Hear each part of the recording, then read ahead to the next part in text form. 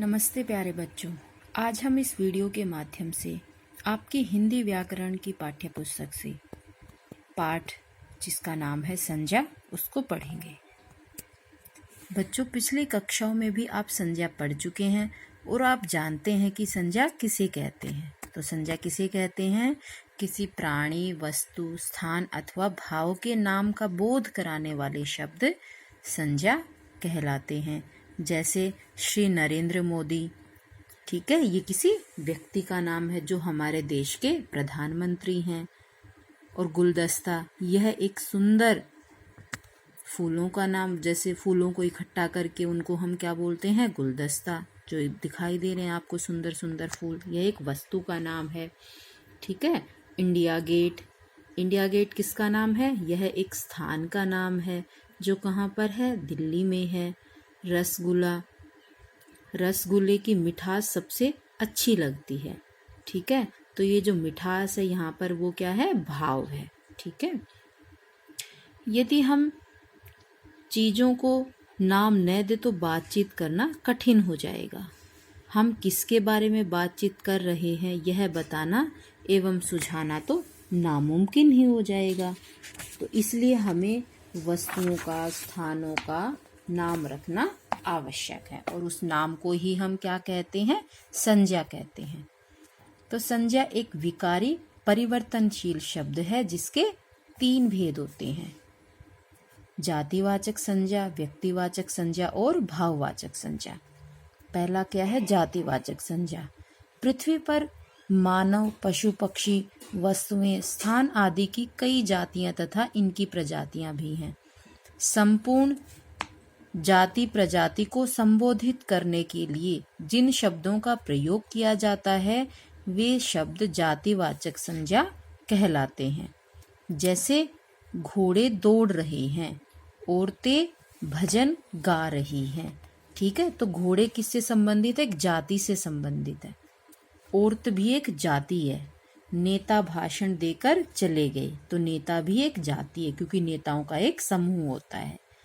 कपड़ों का भी एक समूह होता है, बहुत सारे कपड़ों को कपड़े बोलते हैं, तो इसलिए वो भी एक जाति है।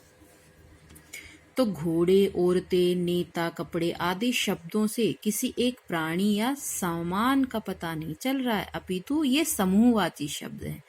ऐसे शब्द ही जातिवाचक संज्ञा के अंदर आते हैं। तो जातिवाचक संज्ञा की क्या परिभाषा निकल कर आती है कि जिस शब्द से प्राणी, स्थान या वस्तु की संपूर्ण जाति या प्रजाति का बोध हो उसे जातिवाचक संज्ञा कहते हैं। अब हमारे सामने क्या है? व्यक्तिवाचक संज्ञा। पृथ्वी पर जितनी भी जातियां, प्रजातियां, प्राणी, स्थान, वस्तु हैं, इस जाति या प्रजाति के प्रत्येक व्यक्ति, स्थान, सामान आदि का अपना कोई व्यक्तिगत नाम भी होता है। यही व्यक्तिगत नाम व्यक्तिवाचक संज्ञा के अंतर आते हैं।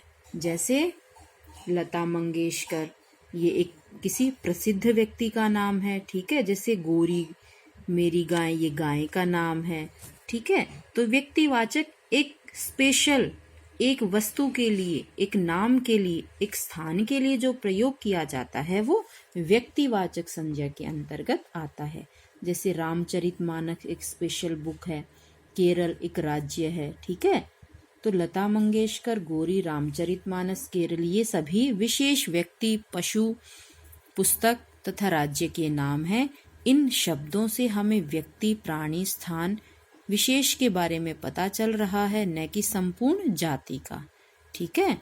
तो जो शब्द किसी विशेष व्यक्ति, वस्तु अथवा स्थान के नाम का बोध कराते हैं व्यक्तिवाचक संज्ञा कहलाते हैं, ठीक है। तो हमने संज्ञा के 2 भेद हम पढ़ चुके हैं। अब हमारे सामने है भाववाचक संज्ञा। हमारे आसपास जीवन में बहुत सी ऐसे चीजें होती हैं जिन्हें हम महसूस कर सकते हैं। ये जीवन के भाव होते हैं, जैसे मिठास, कड़वाहट, खटास, गरीबी, जर्जरता, चढ़ाई आदि। जैसे माँ की ममता अनमोल होती है, गर्मियों की प्यास ठंडे पानी से बुझती है, बुढ़ापा मनुष्य को मजबूत बना देता है, हवाई जहाज उड़ान भर रहा है, ठीक है। तो ये क्या है, भाव है।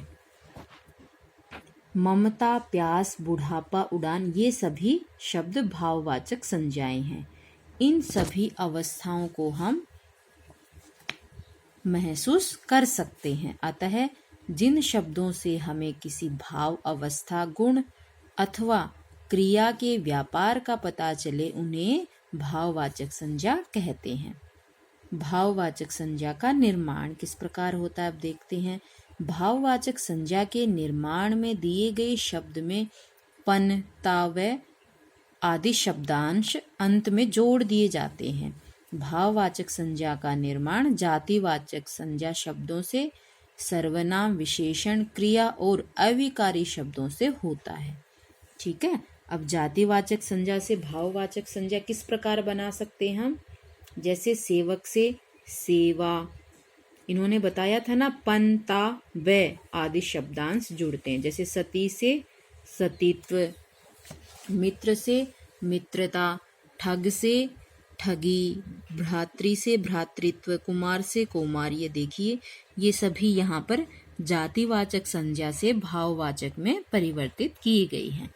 नीचे क्या है, सर्वनाम शब्दों से भाववाचक संज्ञा बनी है। जैसे निज से निजत्व, सर्व से सर्व से सर्वस्व, अपना से अपनापन। ठीक है। नीचे है विशेषण भाववाचक शब्द, जैसे प्यासा प्यास, खूबसूरत खूबसूरती, मूर्ख मूर्खता, पंडित पांडित्य, वीर वीरता। ठीक है। तो इसी प्रकार आगे हैं ये। फिर क्या है, क्रिया से भाववाचक संज्ञा शब्द, जैसे उतरना उतराई, चढ़ना चढ़ाई, जमना जमाव, पढ़ना पढ़ाई। ठीक है। ये सब क्या है, क्रिया से भाववाचक शब्द जो उत्पन्न होते हैं। नीचे है अव्यय से भाववाचक संज्ञा शब्द, जैसे धिक से धिक्कार, निकट से निकटता, समीप से समीपता। ठीक है। तो ये हमारा संज्ञा जो पाठ था वो यहीं पर समाप्त हुआ। आशा करती हूँ कि आप सभी को ये अच्छे से समझ में आ गया होगा। धन्यवाद।